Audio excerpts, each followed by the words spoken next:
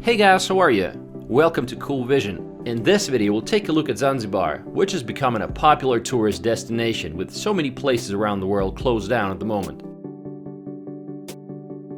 Zanzibar is not a country, it's an autonomous region of Tanzania, and it's an archipelago in the Indian Ocean that consists of many small islands and the two large ones, Unguja, also known as Zanzibar, and Pemba Island. The first European country to establish control over Zanzibar was Portugal. This was around 1503. Then, in 1698, Zanzibar became part of the overseas holdings of Oman. During the period of Omani rule, the island became a base for merchants where they traded ivory, spices, and slaves.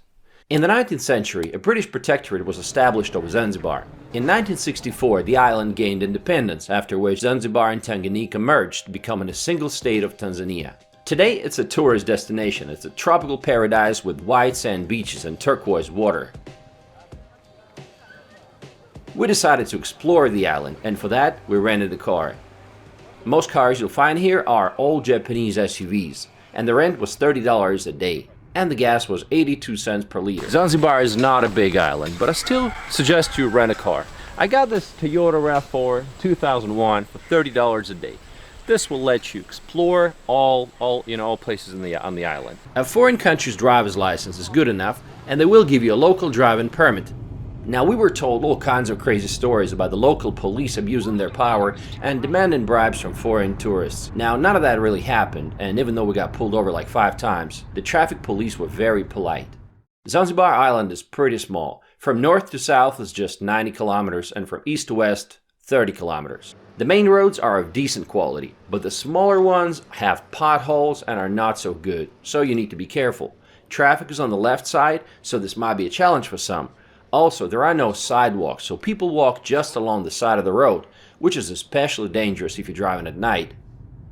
Locals mostly travel in bicycles and dala. Those are local minibuses on top of which they carry luggage. In rural areas, you'll see buffalo carts. Looks like fun. Hey guys! Let's start exploring the island from the north, where you'll find some of the best picture-perfect beaches like Nungwi and Kandwa.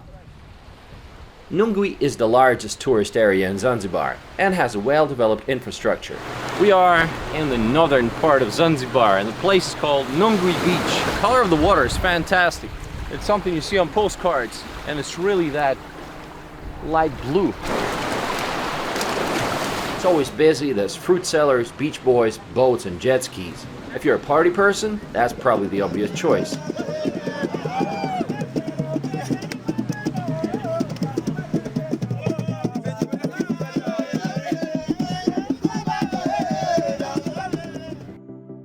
Another popular beach in the north is Kandwa. It has a little more laid-back vibe and is not as crowded. And you still get the same white sand, swaying palm trees, and gorgeous turquoise water. There's a great number of fancy resorts as well as affordable hostels in both places.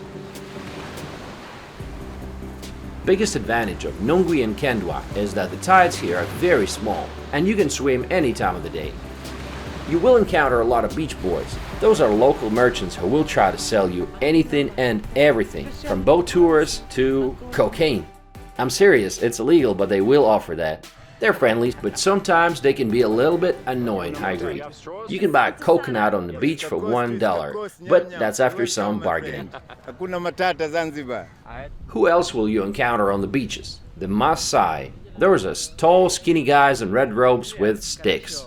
This is a semi-nomadic African people whose homeland is in the north of Tanzania and Kenya, and they came to Zanzibar about 10 to 15 years ago, when tourism started flourishing. For many decades they tried to follow their traditional way of life and rejected civilization, but with every year it's becoming more and more difficult. They used to hunt wild animals through the savannas, but now they're selling souvenirs and doing performances. And I attended one of those performances, and boy, can they jump. From the northern part of the island, let's relocate to the southern part of the island. Southern beaches such as Kizimkazi are not as developed as the northern ones. I was staying in the south for a few days near the fishing village of Kizimkazi, at a nice hotel called Sarabi. I really loved it, the property, the staff, everything was excellent. I also met a lot of cool Russian guys, and we had night parties by the beach and made lots of local friends like this guy by the name of Mr. Friday. He was our chef. We'd have dinners with lobsters and tuna fish, and it was extremely affordable, something like $10 to $15 each. Every morning around 6 a.m., fishermen come from the sea and they would bring their catch and there would be an auction going on. Is this tuna fish? Tuna fish? You will see tuna fish, barracuda fish, marlin fish, and sharks. It's so much fun to watch, and in case you wonder, a huge fish like this, they told me, would go for $250. So in this village there's many things that we do, fishing. Okay. This is our main activities here, and tourism. Tourism and fishing. Tourism's like everywhere in Zanzibar. Yeah. Because this is our main economic sector, tourism. And now, would you say tourism is growing? More people are coming? This year is very less, yeah. Oh. Because you know what is going on in the world. A lot of lockdowns, so not so much guests. Hakuna matata means no worry. Relax. Take it easy, man. Take it easy. Don't worry. No rush, you know, no rush in Africa. Yeah. No hurry in Africa. Everything pole pole. Now let's take a look at the East Coast. There's a number of beaches like Jambiani, Paje, Kiwengwa, Uroa, and others. The winds here are stronger, and that's why it's a popular place for surfing and kite surfing. Low tides happen twice a day, so the water goes away and exposes the ocean floor from 1 to 2 kilometers inland. Low tides happen at different times every day, so it's a good idea to install a special app for tides, just to keep track. During the low tide, you can walk around and observe a variety of small sea creatures, and you can hire a local beach boy to give you a tour for like $5.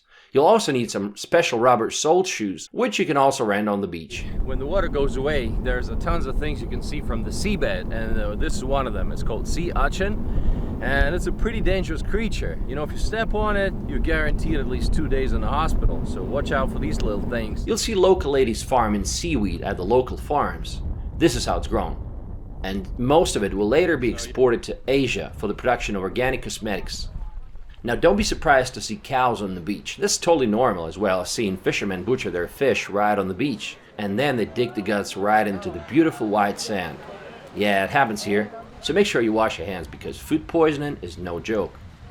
There are strong winds in the east, and therefore kite surfing is popular here, especially on Paje Beach in the southeast of the island. You know, Paje Beach was one of my favorites, and it really stands out because it attracts a cool European crowd, surfers and kite surfers and other non-resort enthusiasts. Do you like Zanzibar? Yeah, we do like it, yeah. Yeah. You know, what else do you want? White sand, coffee houses, fire shows, and beach discos and massage parlors. The only downside I can think of is Paje doesn't really get a nice sunset because the sun is gone after 4 p.m. Paje Beach is one of those cool places that you'd want to return to.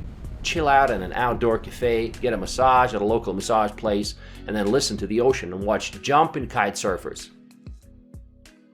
In Zanzibar, you won't find any tall buildings. Most hotels are of bungalow type, which gives you more privacy. And cool thing is that you can go to most hotels and spend time on their property. It's totally normal. We'd normally go to some fancy hotel and have lunch at their restaurant. You won't find any fast food restaurants here, like McDonald's or Burger King.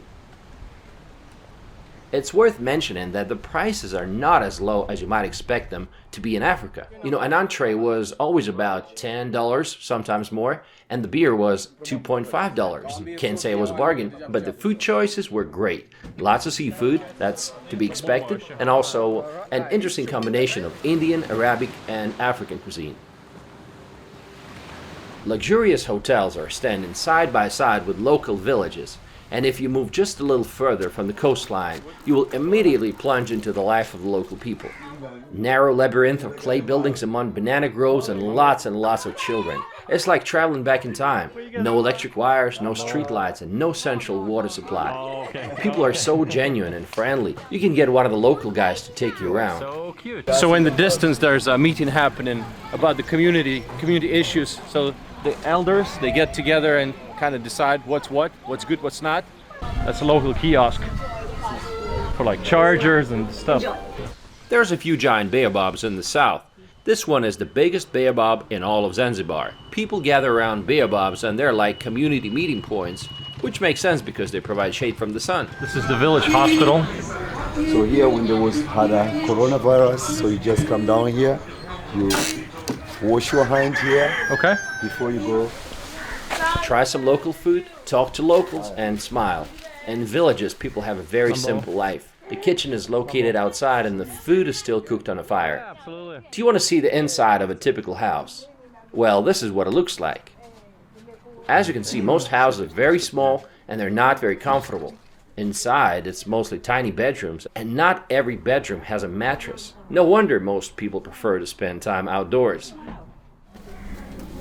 Fatuma, Johnny kunyote watoto nyote. Mambo. Beautiful family, it's an extended family. How many children watoto wangapi? One. 1, 2, 3, 4. So in Zanzibar the situation is because we are living in not in a good standard of life. Some of the people lives, but it's lower percent, like 5% of Zanzibarian. So for us, because we are living like such in that way, so first of all, if you wanna wash your clothes, basically, mainly it's women does that, or wife, I mean. And they have to go to fetch the water. Otherwise, they can go to the rivers and finding the water, because sometimes you couldn't see the water pipes inside the room.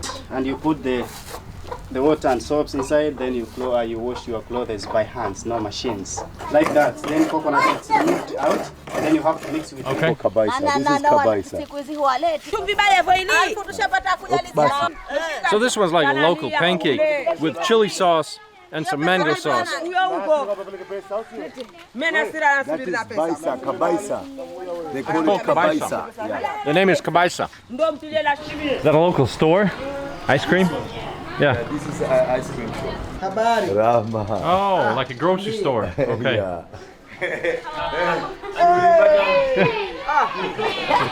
He was just waiting to get on camera, man. Now, one thing that I kept asking myself is why there are so many children here. You'll see lots of kids everywhere. No wonder, because the total fertility rate for Tanzania is 4.9, which means that on the average, a woman will give birth to 5 kids. Now, compare that to 1.3 babies in Spain or Italy. So it's 3 times more. Children from the very young age graze cows and sheep and help around the household. Until the law on compulsory schooling was passed, many did not go to school at all.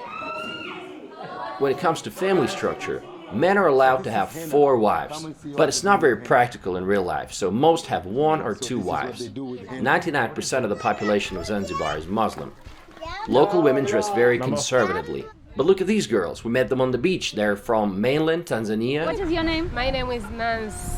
Welcome Zanzibar. Thank you. They're from the largest city of Dar es Salaam, and they're dressed casually. They're 24 years old, they came here to work. They're not married, they don't have kids, and they work in hospitality. I've found the locals to be very friendly, and many of them can speak good English. They always got super excited when I took out my drone and started flying it.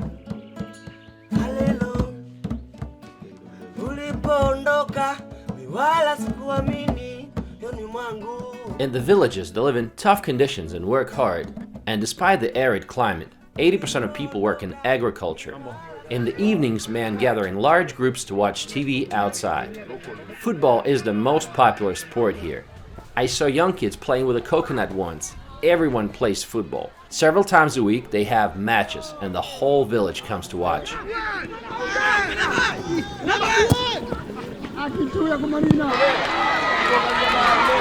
The local language is called Swahili, and Hakuna Matata is the first thing you're going to learn here. It means, no worries, take it easy.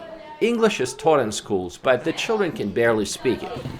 But those who understand that English is their chance to make good money put in the time to learn it, and then they succeed in the tourism industry. For example, the salary of local residents is about $60 to $70 a month. But those who work in tourism can make up to $300 or even $700 a month.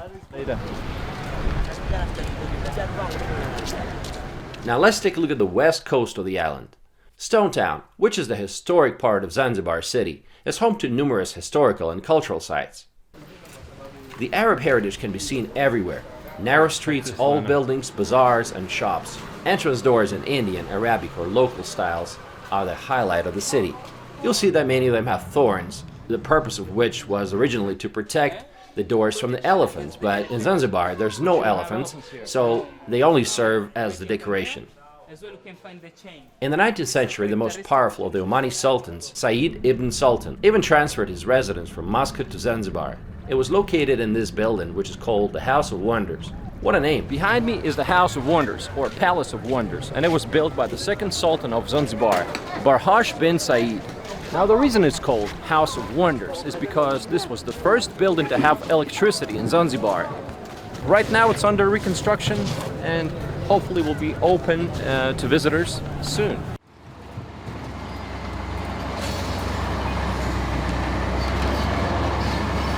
Unfortunately, on the 25th of December, the House of Miracle collapsed during the reconstruction.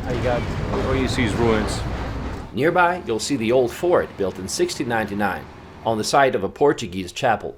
It was also erected by the Omani Arabs. We are in the old fort, also known as the Arab Fort. Now, it was a fortification, of course, first of all, and in the 19th century it was used as a prison. And today, it's a major tourist attraction. I'm a tourist, and that's why I'm here. Live music concerts are held here in the evenings. Then there's the central market called Darajani. Basically, it's a huge grocery market where they sell fish, fruit, spices, and just about anything. The smells are what you'd expect them to be. Not too pleasant, honestly.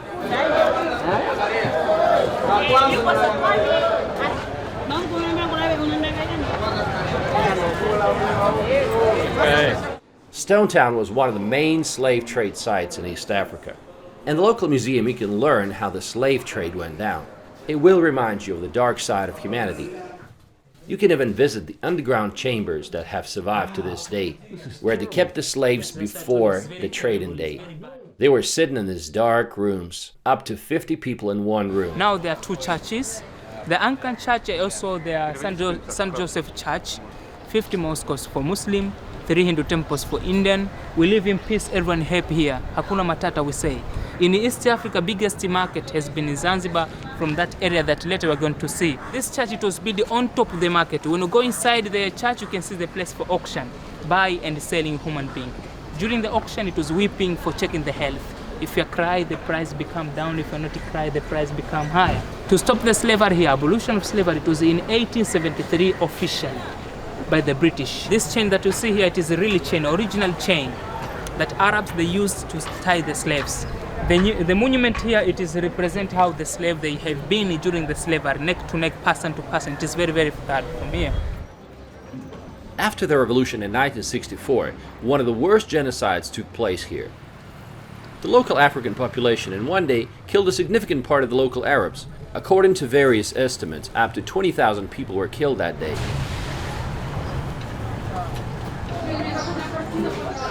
The streets of Stone Town are always busy, and you might encounter some annoying people that would want to help you, expecting that you tip them in return. They somehow assume that you're wealthy just because you're a foreigner.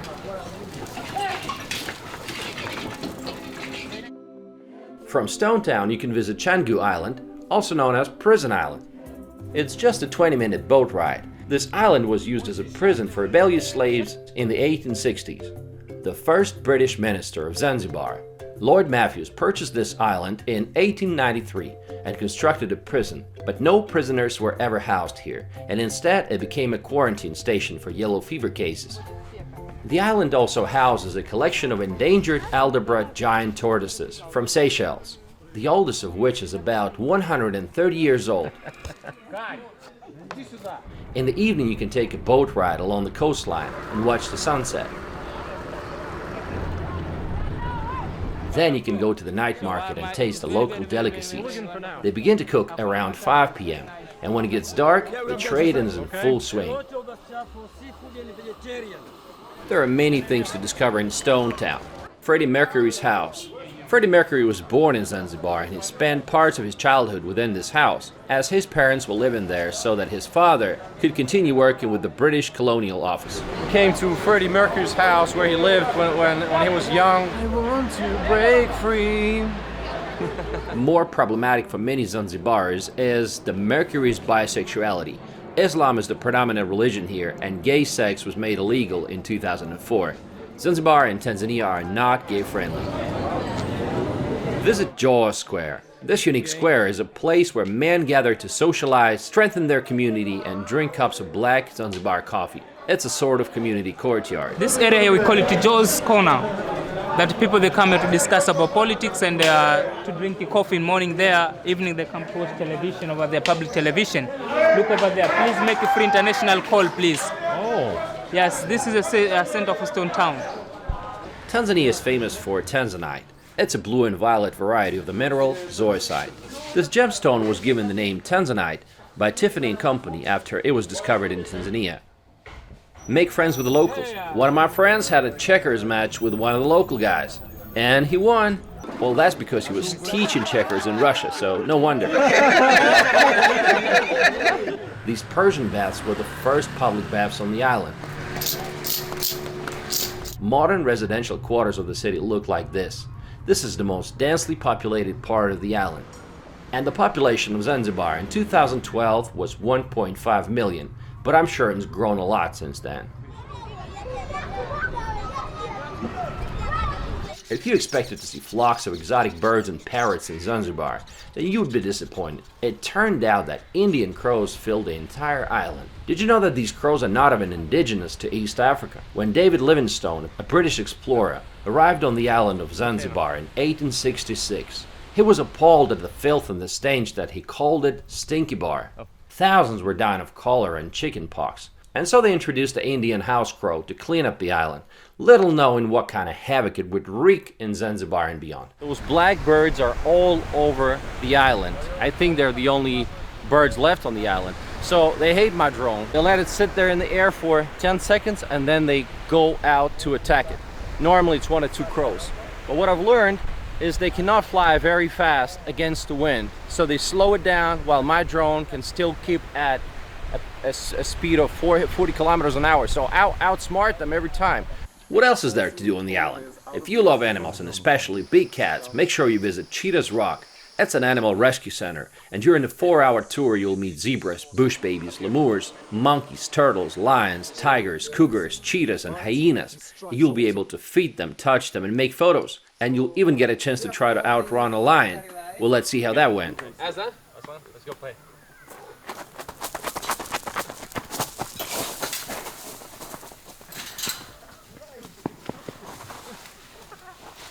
There's no way.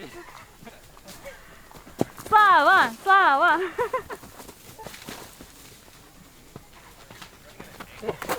Just like I expected, that didn't stand a chance. This lion's name is Aslan, and he's a real white lion. There's only 300 white lions left in the world. Are you scared, Slava? People also come here for the opportunity to touch the fastest cat on planet Earth, Cheetah. I don't know why, but in the middle of the tour they gave us a glass of champagne, so I was so scared when I was going to sit next to that cheetah. And they told me to keep calm and not look directly into the cheetah's eyes, so I was so scared. I thought it was going to eat me alive. All of the animals here are either rescues, donations, or adoptions, meaning that unfortunately before this they have been living lives in not so good circumstances. All of our funding is only from guests. We are not sponsored by any large corporations or by the government. That's the orchestra we have every night. It's our lions. Yeah, they're saying good evening to you. The next place you might want to visit is Jozani Forest. Let's take a walk in the jungle. There was an option to take this tour without a guide, but I think we would just get lost. It would be a pretty crazy idea to be here all by yourself, you know? It's a 50 square kilometer national park. This forest is home to the rare Columbus monkey. There are only 2,000 to 3,000 of these monkeys left in the world, and most of them can be found in this park. The Columbus monkeys are vegetarian monkeys. They're eating leaves and flower. In another part of Jozani Forest, you can walk along the mangroves. Those are evergreen forests. This place is unlike anything else. The salty ocean water that flows through the mangroves is home to hundreds of species of tropical crabs. You can visit one of the numerous spice farms. The one we visited was Tangawizi Spice Farm. Here you will see how they grow spices, tropical fruits, veggies, and medical herbs. And of course, you can taste all of that. This is the famous durian tree. And I had no idea it's so tall. Those are durians. Durians, wow. So I got thirsty again. And they gave me some local Coke, but it's a coconut. So I've just been crowned as the king of the jungle. Yep. And to prove that I'm the king, I'm gonna get carambola. Carambola. Oh la la. Oh, you see? Awesome. There it is. There it is. In the 19th century, Zanzibar was one of the world centers for the cultivation of different spices. And for that reason, the Zanzibar archipelago is sometimes referred to as the Spice Islands. As part of the Spice Farm tour, there will be a performance by a guy climbing a palm tree and singing songs. It's fun, but it looks so risky. And when I asked them, they said he does that 10 times a day. The king of all fruit. Yes, durian. Okay, chakula chema. Chakula chema. Chakula tema. Bon appetit. Absolutely. There are many caves on the island which you can visit to get away from the scorching African sun. We visited Kusa Cave, and the water inside was crystal clear and so refreshing. There's a small sitting area where you can chill and listen to the local musicians, and it doesn't come as a surprise that Africans are pretty good musicians. Ananiburudisha, elimisha kwa sababu kila siku nasikiliza medication, yeah, medication. Hallelujah mwana, hallelujah, hallelujah mwana, hallelujah, hallelujah mwana, hallelujah. Matter of fact, I love this song so much that I decided to make it the soundtrack to this video.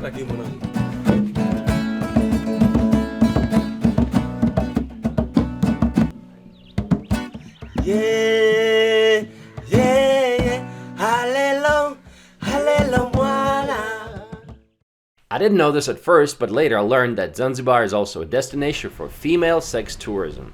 Apparently there are some agents offering holidays to the island, including an all-inclusive local guide. Now you might be wondering, is it safe in Zanzibar? Zanzibar is one of the safest places in Africa. You know, I was carrying my camera everywhere, and not once had I felt that my life was in danger. But they say things happen. Russian tour guides, for example, refused to live in individual houses, as those got broken into and robbed several times while they were gone. So now they only stay at hotels. You'll sometimes see barbed wire or broken glass on top of the fences and walls. And those are there for a reason. Some houses are guarded by broken glass. Use common sense, avoid remote beaches and narrow streets of Stone Town after dark, and so on. However, if you decide to go to mainland, bear in mind that it's not very safe. Most locals told me that if I was to take my camera and go to Dar es Salaam, the largest city in Tanzania, I was in for trouble. Zanzibar is surrounded by many smaller islands, and some of them are absolutely stunning, like Nakupenda Island, which disappears underwater depending on the time of the day. You can also go on a blue safari trip where you'll get to see many different smaller islands and have a barbecue, or you can go on a dolphin boat trip to watch dolphins. And did I mention snorkeling? Unfortunately, I didn't have time to do this, but they say it's incredible. I want to end this video with a small interview I did with a local guy. Hakuna Matata. Hakuna Matata, Karibu Zanzibar. Asante. So Karibu Zanzibar, it means you are welcome in Zanzibar. This is our mother language, Swahili. How many sisters and brothers did you have growing up? We all together we are 9 kids. So Okay. so I have four sisters and the others brothers. Wow. Yeah. Large family. Yes, yes. Was it easy for your parents to put food on the table? It's easy is like fish. Mostly fish? Yeah, mostly fish because chicken and beef is most expensive stuff in Okay. Zanzibar. So always we eat chicken if we have a celebration. Just when you have celebration, yeah, you like eat chicken. one day a year. One day a year? Yes, one day a Yeah, year. chicken. Yeah, chicken. The rest, or fish. All Rest of the fish year you and have fish. vegetable. Yeah, because you can buy 5,000 of fish, so you can use for 2 days. Okay. Yeah, because fish is very very cheap. Yeah. To compare beef and chicken. Right. Yes. Okay. And what's it like today? Today is okay. Today is okay because people they start to understand if you want to have a good life, so less children because you can able to. You should have less children to provide Yes, to give better yeah, standards of living to yes, your children. Yes. So how many kids do you have now? I have 3 kids. Okay. Yeah. So not 9, but 3. Yeah, 3 kids, and also my kids, they are happy because a week they eat in a week they eat one day chicken or beef.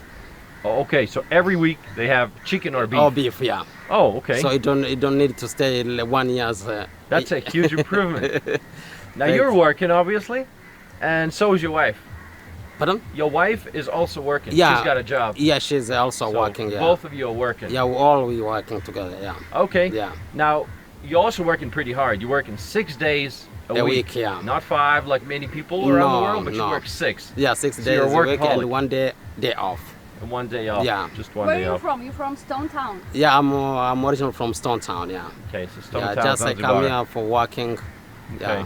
Yeah. My family they stay in Stone Town. Okay. Yeah. Now, a lot of people come to Zanzibar. They hear about malaria and cholera. Yeah. How bad are those things today? Should people be scared or not? For the moment, not. We Okay. thank God because before, like 10 years ago, we have a huge problem of cholera and malaria. But now we thank God because it's done. Okay. Yeah. We have a Okay. mosquito, but not a malaria mosquito. Because of government. Because of government, exactly. Yeah. So they're doing a What good what job. they are doing? We have like a foundation of George Bush, so they help us for the medicine. Every house now they have a mosquito net. Mosquito Yeah, nets. because 10 years Okay. ago we don't have a mosquito net. Okay. Yeah, so now every house must have a mosquito net, and this is become from our government. Okay. Yeah. But in Zanzibar, in Tanzania, in mainland, Yeah. you have this problem with malaria, Yeah, right? still now they have this problem. Yeah. Okay. In mainland. In mainland Dar es Salaam, yeah, Tanzania Okay. mainland, yeah. So if you go there, you gotta Yeah. take some medicine. Yeah, Probably it's to better stay to safe. have pills before Okay. you go there. Yeah. Now, how safe is Zanzibar today? Should people be worried about walking on remote beaches by themselves? Not really. Not really. Yeah, not really. Sometimes small things has happen. We have like a group. We have young people who always stay on the beach and we wait the guests who pass away, who pass around. So Right. they try to steal something, Oh. like a camera, phone. Wow. Yeah, but it's not usual. You're not. Okay. Yeah. Doesn't happen very Yeah, often. not happen very much. Yeah. Okay. Yeah. So do not need to scare about this. How many times have you had malaria in your life? Many times. How many? Many times. Many Yeah. times? Yeah. Many times. But Okay. a long time ago. Oh, Since okay. when I was kids, under Okay. 17, 12. Yeah. It's like you have a high fever. Yeah, high fever. Yeah. Sick. Sick. Yeah. And then you can take pills. Pills. it's Yeah, okay. and then it's okay. Yeah. How old are you, man? I'm 40 years old. Okay. This is the Kuna Matata. because- Hakuna Matata because I'm in. It's all the seafood. Yeah, seafood And the fresh, great climate. fresh tropical fruits. Oh, Yeah. yeah. Yeah. Coconuts. Yeah, coconuts. Oh, Yeah. all the nutrition. That's why I like that. When tourists come here, it's Yeah. also useful to learn some few basic phrases. Most of the things what we teach for the tourists, we say jambo, it means hello, and habari means how are you, and hakuna matata means no problem, karibu sana means much welcome. So this is we teach for the tourists. Okay. Yes. Asante karibu. Yeah, karibu sana, Mambo. asante sana. Mambo means, but mambo only we use for our age. Yeah, young people. Oh. You can't tell mambo to oldest people. Really? Yeah. What do you say to older people? You say habari. Habari. Yeah, means how are you? How are you? Because two different between habari and mambo. Okay. Habari means how are you, and mambo it's what's up. Yeah. So you can't Informal. say yeah for Informal. young people. Yeah, what's up? And you reply cool- with poa. exactly. means Poa is cool. good. Yeah, good or cool. Cool. Yes. Okay. How do you say bad? Bed mbaya. Baya. No, mbaya. Mbaya. Yes, mbaya. Mbaya. Yes. So poa and It's- mbaya. and mbaya. Yes. It's not like a secret. You can tell us like average salary for if you work in Stone Town or if you live in village like a fisherman. How much people make? How much money people make a month? No, we have our average salary. I Okay. mean, government average salary, 150 about $80. $80. Yeah. That's the average? A month, yeah. Average Okay. salary, yeah. All right. Asante. Asante Karibu sana. sana. Asante sana. It was so interesting. Karibuni sana. So interesting. Thanks. Halelo mwana, halelo, halelo mwana, halelo, halelo, halelo mwana, halelo, halelo mwana, halelo. Ulipoondoka mi wala sikuamini yoni mwangu.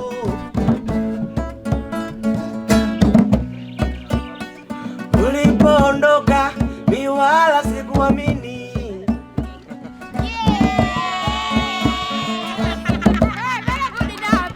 Ulipoondoka mi wala sikuamini choni mwangu penzi wewe.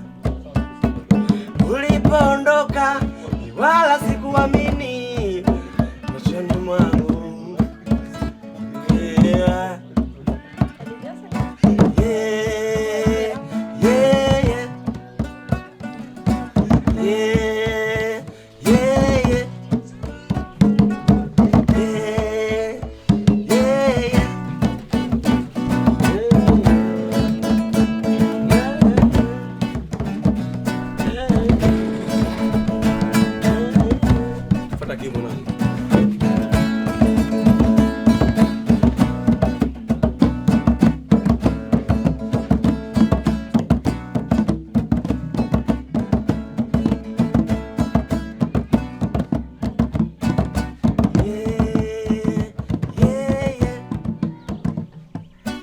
Yeah, yeah, yeah. Halelo, halelo mwana. Halelo, halelo mwana. Halelo, halelo mwana. Halelo, halelo mwana. Halelo.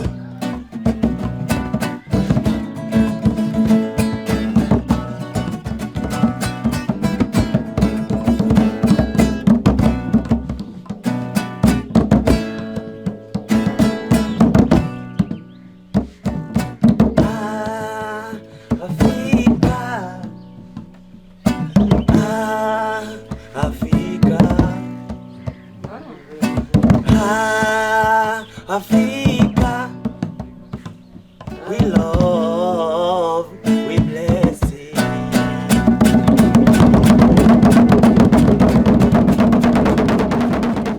Alright, this brings us to the end of the video. I visited Zanzibar in December 2020, so it took me some time to make this video, so make sure to hit a like button and subscribe if you haven't already. And I'll see you in my next video. Thanks for watching, guys.